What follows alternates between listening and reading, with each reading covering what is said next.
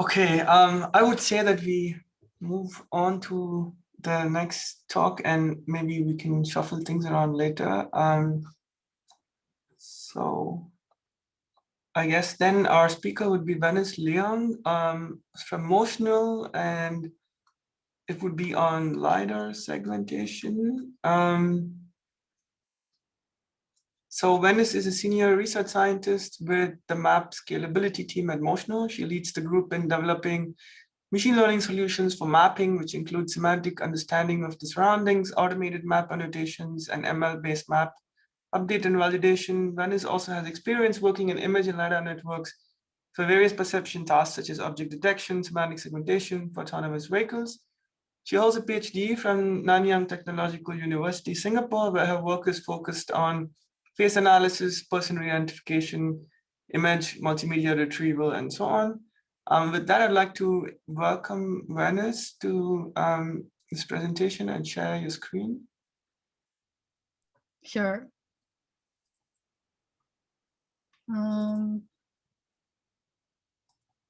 Yeah. Hi. I'll just share. Okay. Cool. Okay. Yeah. Thanks for that very long introduction. Yeah. So thanks for having me here in this conference and workshop. So yeah, I'm Venice. I'm a research scientist in Motional, and I'm gonna present LiDAR segmentation at Motional. So here would be our agenda for this presentation. So first, I would like to introduce Motional first, and then I'll present LiDAR segmentation and why it is important in AV development. And then I'll present the things that as a company we contributed to this field, particularly in data and also in research. Yep. So first, meet Motional. So Motional is a joint venture between Hyundai Motor Group and Aptiv. So Hyundai Motor Group is a car manufacturing company in Korea, as you may all know, and Aptiv is an automotive supplier in the US. And both of them provided their expertise, and we come up with Motional. So Hyundai Motor Group provides the passenger vehicle OEM, and Aptiv provides the integration and software development. And with these two dimensions, we're able to become competitive in the AV space. So Motional is, we're relatively a new name, but we've been building autonomous vehicles for quite a long time now. So we started from two startups, particularly Autonomy and Automatica. So both came from MIT and CMU respectively. And from there, we were able to hit a lot of milestones along the way. So during 2016, we were able to do our first robotaxi pilot in Singapore. And in 2017, we were able to begin our testing AVs in Boston roads. And in 2018, we were able to establish our commercial robotaxi service with the partnership of Lyft in Las Vegas. And at 2020, we were able to do 100,000 rides in the public robotaxi fleet in Las Vegas. And in 2021, we're still continuing to do public deployment. And we just recently revealed our next generation robotaxi, which is the all-electric Hyundai Ioniq 5. Yeah, and we have a huge global footprint. So we have Singapore's in the US and also in the Asia. So I'm particularly part of the Singapore office, and Motion's team has grown to over 1,000 team members worldwide. And I do believe we are still growing. And as a teaser, during the pandemic, we kind of paused our operations in Las Vegas. And here's like a teaser video to show that we're back. So I'm gonna try to turn on the audio for you guys. Share sound.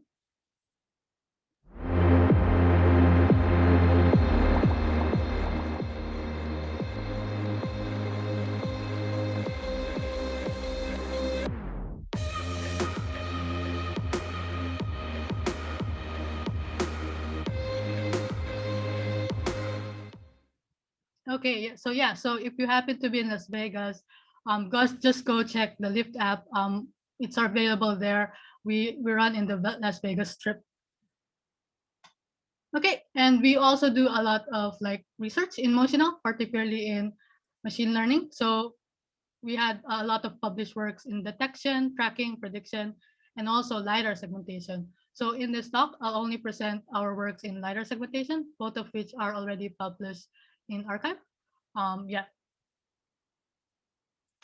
So first, why LiDAR segmentation? So going back first, what is LiDAR segmentation? So LiDAR segmentation is basically given a point cloud. We try to predict semantic labels for each point. So each point could be a pedestrian, a vehicle, or a drivable surface, or man-made, and stuff like that. And by knowing so, we are able to know the accurate semantic understanding of the vehicle surrounding. So that is very important in perception and at the same time planning. So by doing so, we are able to distinguish between drivable and non-drivable and ground versus foreground. And also we're able to know different road elements such as sidewalk and parking areas to name a few. And it also actually helps in high definition map building, particularly both in geometric maps and semantic maps. So using LiDAR segmentation, we're able to distinguish between dynamic points, which shouldn't be part of the map, and static points, which should be part of the map. For example, here's we've been running our SLAM engine, and we kind of detected the points that are dynamic, which is the vehicles, pedestrians, and we remove the points so that we could have like a crisper, better map built using our SLAM engine. And at the same time, we're able to do some kind of landmark detection such that we could have like optimal loop closures. And also we could also do some kind of map tagging wherein we would identify the areas which are construction zones, which means we would need to update the map sooner than later. Yeah, and for semantic maps, it also helps us prior information in doing automated annotations for lanes, stop lines, traffic lines, and intersections, to name a few. Yep. Yeah, so LiDAR segmentation is obviously important, but there's not much work on LiDAR segmentation, mainly because there's limited data sets. So I think before 2019, we only had data sets that are indoor, which is not very representative. And if it's outdoor, it's usually static data sets, which is taken only in the street view. It was not in a LiDAR in the ego vehicle, so there's no dynamic object motion. And also, yeah, so there are also some data sets that are only synthetic, so it's not as real, and yeah, it's not as realistic. And it makes sense because the point cloud labeling is very difficult and laborious to annotate. So Semantic Kitty was able to do that, and it paved way for more research in this area. However, their data set is a little bit not diverse. It was only taken in Germany and with less scenes. There are also some works such as ATD2.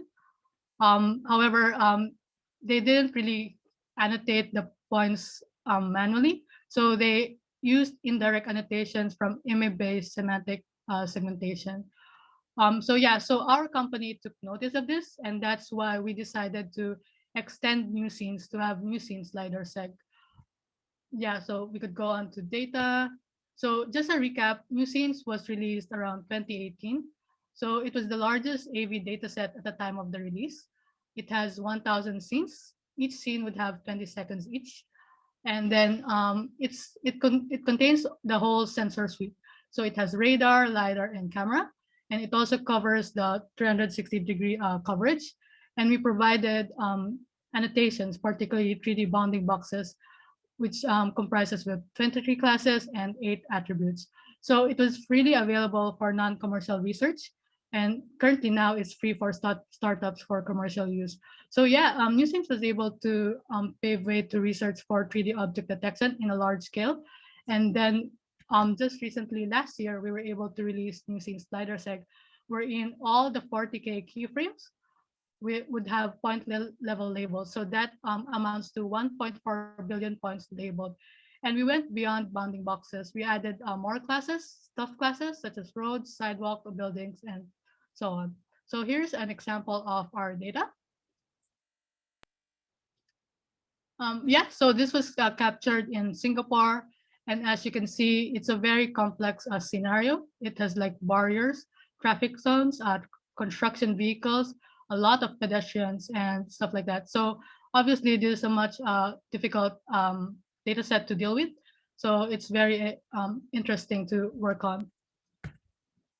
So yeah, so aside from the available classes before in the 3D bounding box labels, we added 9 stuff classes. So again, it includes drivable surface, but other sidewalk, terrain, man-made, other vegetation, ego, noise. Yeah, and it has different distributions.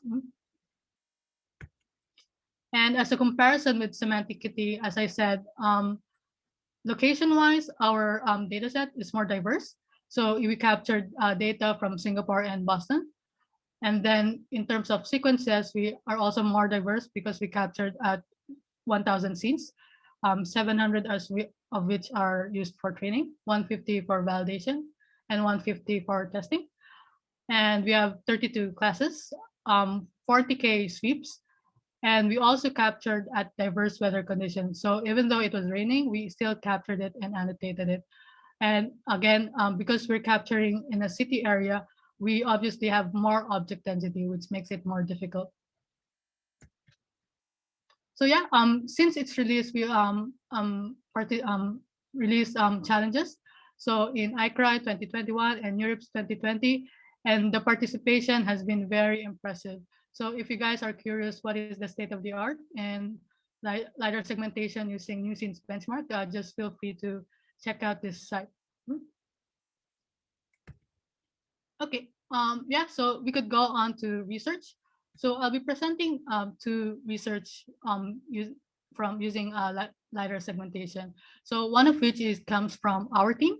So it's entitled AMVNet, Assertion-Based Multi-View Fusion Network for LiDAR Semantic Segmentation. So the motivation of this work is basically there's no single view network that rules them all. So for example, in these 2 point clouds, we tried predicting the semantic labels using an RV network and also a BEV network. So you could see at the first point cloud, the RV network was very good. It didn't have a lot of errors. But for the bird's eye view network, we saw that there are errors in the sidewalk and stuff like that. Yeah. And for the second point cloud, on the other hand, we tried checking the RV network output, and we saw some errors, confusions between terrain and vegetation, while the bird's eye view network was very good at it. So with this simple test, we know that the range view network and bird's eye view network has their own strengths, and we want to make sure we leverage both strengths. So we wanted to do some kind of multi-view fusion. So there are already several fusion-based works in LiDAR perception literature. So most works are using early feature fusion and sequential fusion, and there was no late fusion approach. And within our team, we wanted something more late fusion approach because we want our system to be more flexible, such that we could choose whether we want to use only a range view or bird's eye view or both, depending on our constraints in memory and computational constraints. Yeah, and at the same time, we noticed that there was no work on doing refinement for only uncertain points or difficult points. So this was our motivation, and we saw a paper entitled Point Red, which is a very famous paper in image segmentation work. And this work adaptively corrects pixel classification on selected regions. So given this image, they were able to select the uncertain areas. And within that uncertain areas, they tried to collect features from the backbone and feed it to the MLP. And that way they refined the predictions at those areas. So there's no work on LiDAR segmentation that does this idea. And not to mention, there's also no work that also leverages multi-view fusion. So that is our motivation, and that's why we created AMVNet. So AMVNet is this overall pipeline. So basically, it's a multi-view fusion network, bird's eye view and range view together, that performs late fusion with an assertion-guided sampling strategy to determine certain and uncertain points. So yeah, for certain points, we just assume that the labels are correct. But for uncertain points, we pass it to another point head such that it tries to refine that predictions based on information from the network and also information from the raw point cloud. So yeah, so uncertain points would mean when the two networks disagree on the class predictions. And yeah, like I said, uncertain points are fed to a lightweight pointed architecture to obtain a refined point predictions. So how do we determine the disagreement between two class predictions? So we made it very minimal, but this could be extended further. But for our case, we just used a cosine similarity with thresholding parameter. So if the cosine similarity between two class predictions between the two networks is better than 0.85, then it means it's a certain point. Other ways, it would be uncertain. So if you notice, we tried to plot out which are uncertain and certain. If you check here, this is a logarithmic scale. And we noticed that only 10 to 20% of all points are flagged as uncertain. So this was very interesting to us because it means that if we ever pass these points to a pointhead, it would be very negligible because it's only very few points. So yeah, that's interesting to see. Yeah, and in terms of our pointhead, we made it also very simple, but I encourage everyone to check out and maybe try something more complex than this. So here we used like a simple series of MLPs. We used neighboring points, which has the class predictions between the two different networks, and also the relative distance between the neighboring points and also the uncertain point of interest. And so we combine that together and we get some class predictions. Yeah, so like I said, we wanted our pointhead to be very lightweight. So it was only 18.5K parameters. And when we did like benchmarking in terms of runtime, we saw that um, feeding it to the pointhead was very negligible in the whole AMVNet pipeline, which is very desired. Yep, so here's our implementation and results. So our rangeview network is basically an encoder-decoder network with ResNet-like backbone. It has an input of 32 by 1920 cylindrical projection, and it also includes RNN layers to boost up its performance. For bird's eye view network, we kept it simple. We just used the PolarNet paper. Yeah, so here's our results compared using the two benchmark datasets. So we compared it with single view networks such as RainView and Bird's Eye View. We also compared it with a baseline ensemble wherein we just compute the geometric mean of the class prediction of RangeView and Bird's Eye View models. And here we compare it with our late fusion approach called AMVNet. Yeah, as you can see here, so obviously combining RangeView and Bird's Eye View gave a boost in performance, but using AMVNet as a late fusion approach was much better in compared to the ensemble baseline. So this was shown in both semantic KT and nuScenes. So as you can see here, we were able to improve the late fusion approach by 2.5. And then here we also improve it by 1.1 points. Yeah, and at the time of submission, we were top 5 in the nuScenes leaderboard. We were not the best, but we were still better at some cases. So for example, in barrier, motorcycle, drivable surface, terrain, man-made, and vegetation. And you could see that we're actually the best in terms of frequency weighted IOU. And we're also very good in terms of our runtime. But I want to point out that we weren't really aiming to be the best. We just wanted to show that just doing some kind of late fusion approach with some refinement afterwards would help in providing a better performance. Yeah, so we didn't really got bothered when we were beaten by these different voxel-based methods. And yeah, we wanted to show that our approach is very flexible on different LiDAR segmentation networks. So here we tried changing up our networks a bit. So we tried replacing bird's eye view or range view using a popular voxel-based LiDAR segmentation network, which is currently state of the art. It's called SBVNAS. And you could see that with these different combinations, we're able to still achieve better results than only using a baseline ensemble method. So yeah, it just shows that our approach could be generalized to any LiDAR segmentation network. And I do think if we try combining like different cylindrical networks together and passing it to our point head, then it would have much better performance than the current state of the art.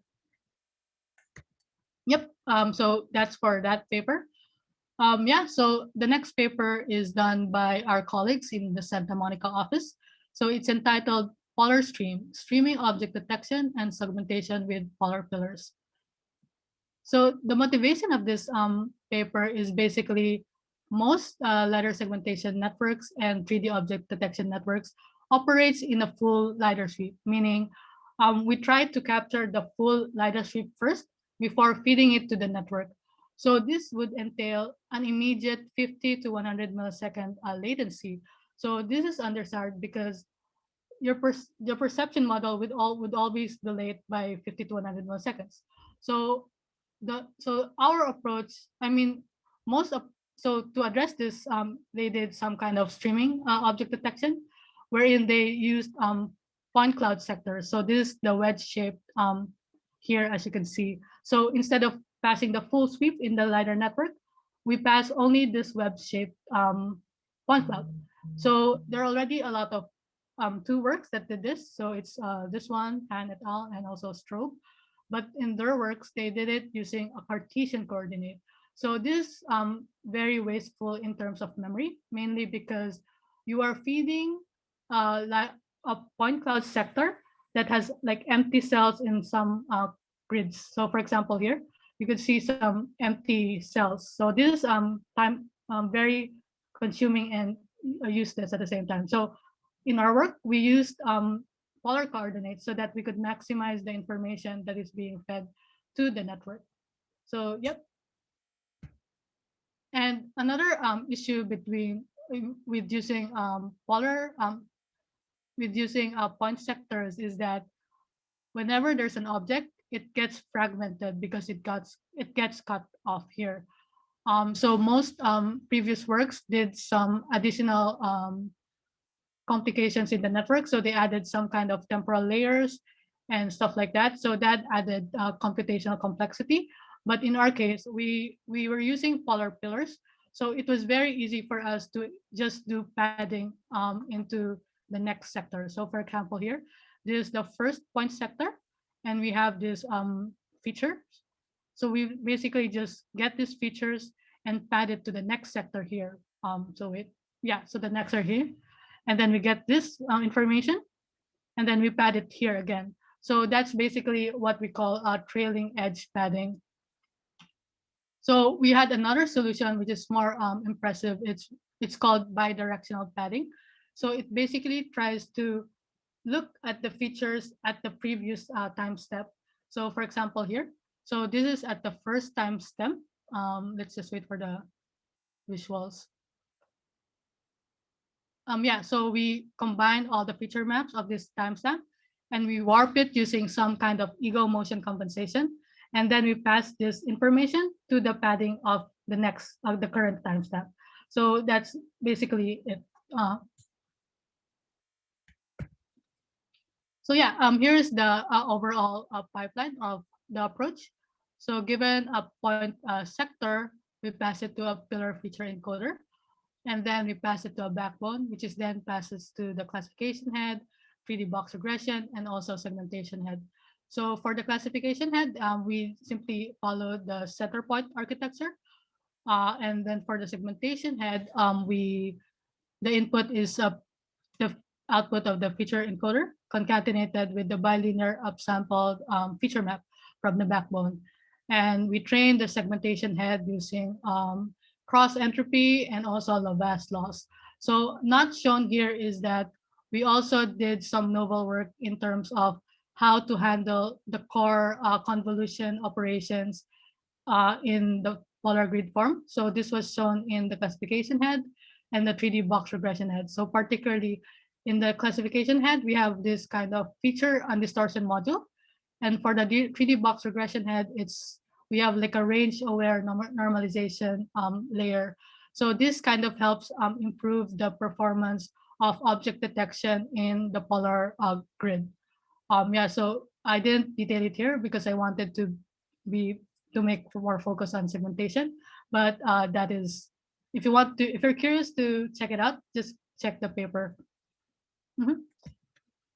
Yep. So here are the results.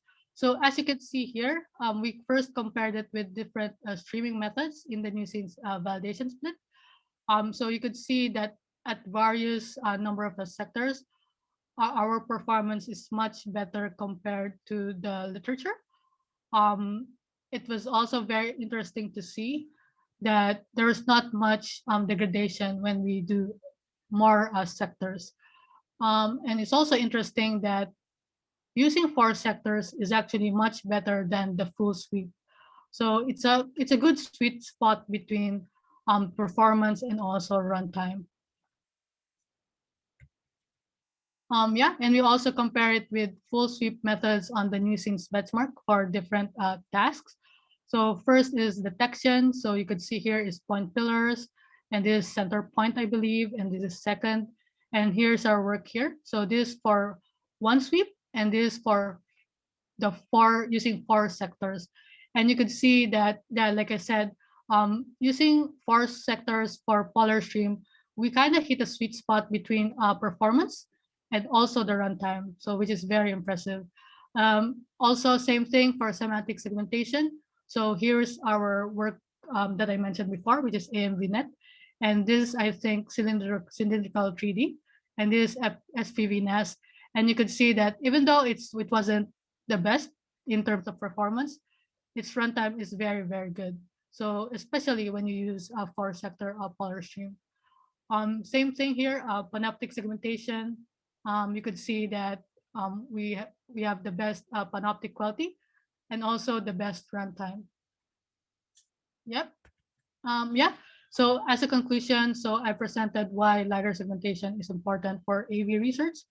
And we presented our contributions in this space, particularly the data. We extended nuScenes to have LiDAR segmentation, and we have released challenges and stuff like that. And we also presented 2 research work called AMVNet and Polar Stream. And we would like to present some of our future works in the company. First, we would be releasing nuPlan, which is the world's first large-scale ML-based planning competition.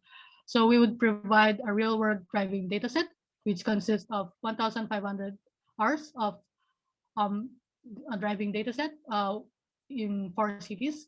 So it is an open and closed loop planner evaluation.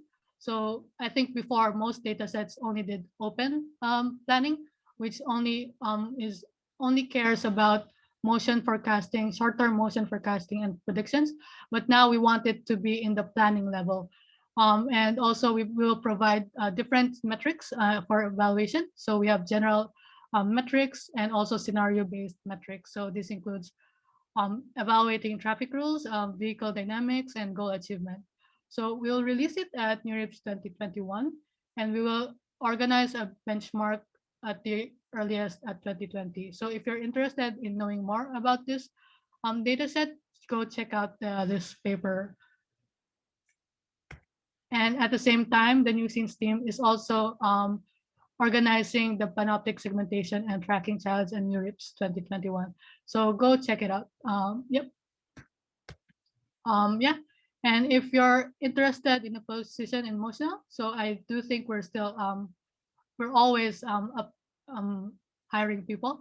So go check out the website, and if you have questions, you could go directly to me. Here is my email address. And that's it for my talk. Thank you very much. Thanks a lot for the great talk, Venice. I think we're out of time, but I think we should take some questions. We have a question in the chat from Alexander. Have you evaluated any of these methods on different types of LiDARs?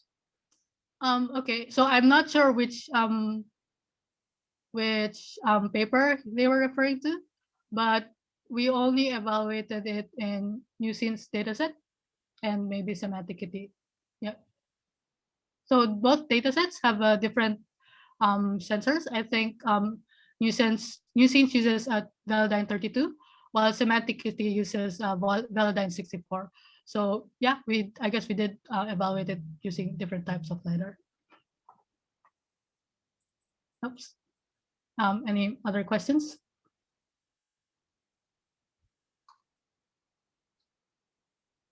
I had a really quick short question. Sure. Yeah, thank you for the excellent talk. It was quite informative. Was wondering how the threshold is estimated in the uncertain, when you have a fusion of the random view, spherical view, as well as the bird eye view. How do you estimate the threshold of what is an uncertain class? Yeah, so we did it very so we did a parameter sweep. So it's a hyperparameter, and we tried different thresholds. We just saw that the 0.85 was the best ideal parameter to use using different data sets. So yeah. Thank you.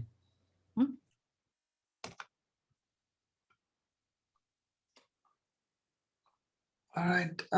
I guess in the interest of time, maybe if there are no more questions, I see nothing in the chat. Anything from the audience?